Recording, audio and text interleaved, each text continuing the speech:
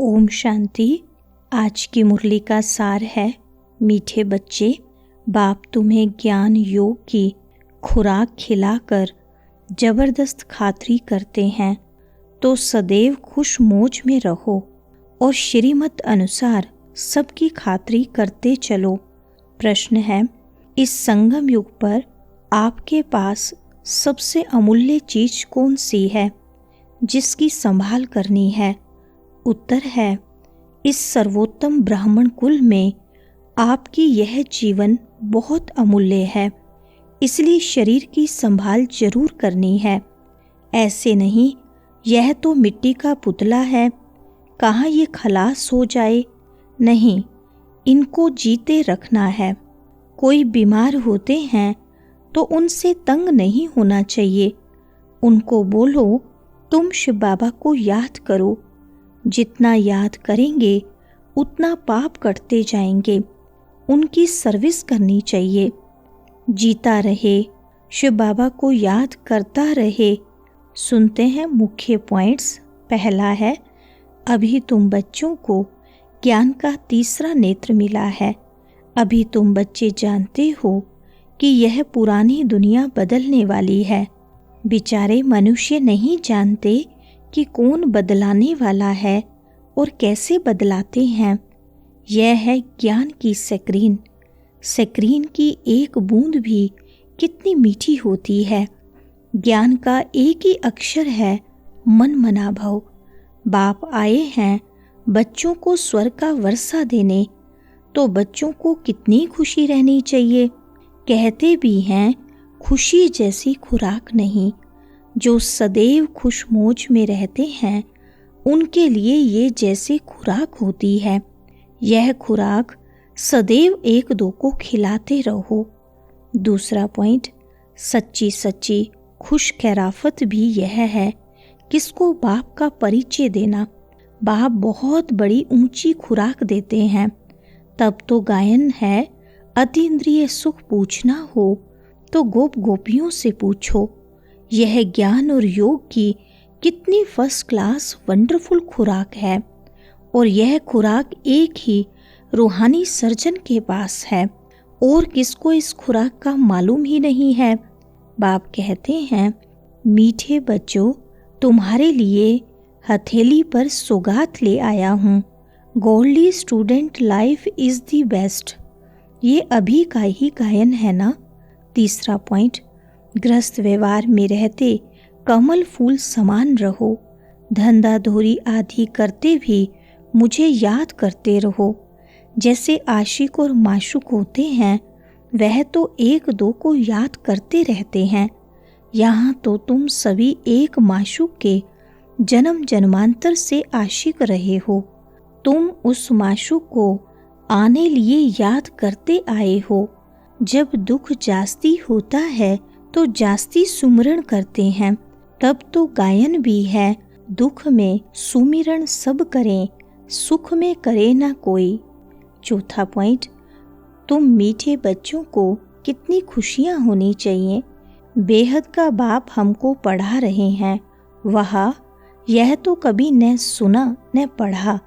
भगवानुवाच, मैं तुम रूहानी बच्चों को राजयोग सिखा रहा हूँ, तो पूरी रीति सीखना चाहिए, धारणा करनी चाहिए, पूरी रीति पढ़ना चाहिए। पढ़ाई में नंबरवार तो सदैव होते ही हैं। अपने को देखना चाहिए कि मैं उत्तम हूँ, मध्यम हूँ व कनिष्ठ हूँ। बाप कहते हैं, अपने को देखो, मैं ऊंच पद पाने के लायक हूँ, रूहानी सर्विस करता हूँ।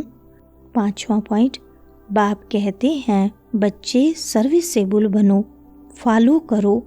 मैं आया ही हूँ सर्विस के लिए, रोज सर्विस करता हूँ। इसलिए ही तो यह रथ लिया है। इनका रथ बीमार पड़ जाता है तो मैं इनमें बैठ मुरली लिखता हूँ। मुख से तो बोल नहीं सकते, तो मैं लिख देता हूँ, ताकि बच्चों के लिए मुरली मिस न हो। तो मैं भी सर्विस पर हूँ ना। यह है रूहानी सर्विस। तो तुम बच्चे भी बाप की सर्विस में लग जाओ। Own God fatherly service. छठा पॉइंट, तुम आत्माओं को अब ज्ञान का तीसरा नेत्र मिला है। उस नेत्र से अपने भाइयों को देखो। भाई भाई को देखने से कर्म इंद्रियां चंचल नहीं होंगी। राज्य भाग्य लेना है, विश्व का मालिक बनना है तो यह मेहनत करो। सच्चे सच्चे ब्रदर्स तुम सभी हो। बाप भी ऊपर से आए हैं, तुम भी आए हो। बाप बच्चों सहित सर्विस कर रहे हैं। सर्विस करने की बाप हिम्मत देते हैं। हिम्मते बच्चे, मददे बाप, तो यह प्रैक्टिस करनी है। सातवां पॉइंट, मैं भी इस शरीर में आया हूँ, लोन लिया हुआ है। बाबा की बैठक यहाँ है। यह है अकाल तख्त। आत्मा अकाल मूर्त है। इस शरीर को भूल जाओ। बाबा भी शरीर को नहीं देखते हैं। बाप कहते हैं मैं आत्माओं को देखता हूँ। मनुष्य मनुष्य से बात करेंगे तो उनके मुंह को देखेंगे ना। तुम आत्मा से बात करते हो तो आत्मा को ही देखना है।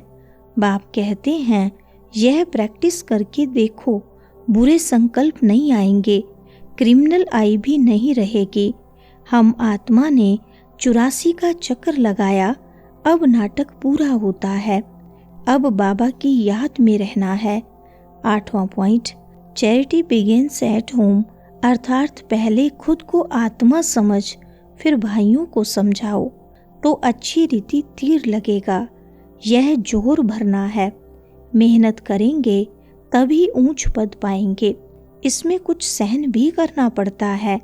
जब कोई उल्टी सुल्टी बात बोले तो तुम चुप रहो। तुम चुप रहेंगे तो फिर दूसरा क्या करेगा। ताली 2 हाथ से बजती है। एक ने मुख की ताली बजाई, दूसरा चुप कर दे तो वह आपे ही चुप हो जाएंगे। वरदान है, ब्रह्मा बाप समान महात्याग से महान भाग्य बनाने वाले फरिश्ता सो विश्व महाराजन भव।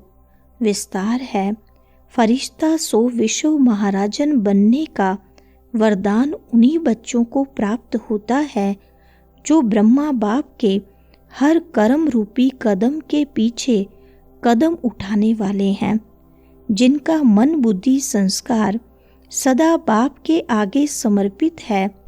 जैसे ब्रह्मा बाप ने इसी महात्याग से महान भाग्य प्राप्त किया, अर्थात नंबर 1 संपूर्ण फरिश्ता और नंबर 1 विश्व महाराजन बने।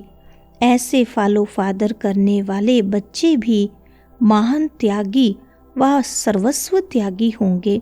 संस्कार रूप से भी विकारों के वंश का त्याग करेंगे।